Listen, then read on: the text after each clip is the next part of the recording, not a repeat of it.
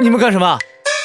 曹县令，昨夜闯入驿站，杀人越货，抢夺荔枝的正是此人。这么大口黑锅，你甩给我呀？大人，你听我说，以为我还是以前的小白吗？在这儿我没爹没妈，哼，无牵无挂，大不了就是一死。大哥，说话讲点证据好不啦？昨夜在驿站，当差的所有人都死了，就你还活着，这就是证据。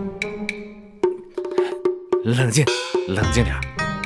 大人，这算什么狗屁证据？要人真是我杀的，东西我抢的，我还待在家里面等你们来抓我？我傻呀我？你说的好像有点道理。这正是贼人的胆大之处，立刻逃跑，势必会引来官兵的追捕。先假装若无其事，待风声过了，再寻机逃跑，这样才能绝了后顾之忧。哎，有道理。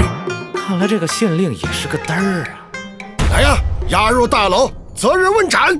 大人，等等，我有证据，人不是我杀的。死到临头，你还想狡辩？哼！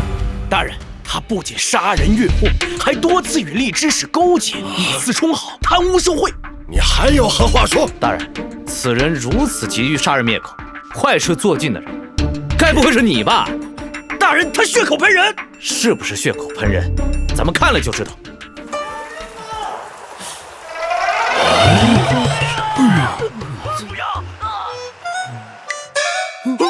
拜大仙饶命啊！拜大仙饶命！拜大仙饶命！我们也是奉命行事，你千万别把我们也收进去了呀！你是怎么把他们收到这个盒子里面的？我没有啊！别！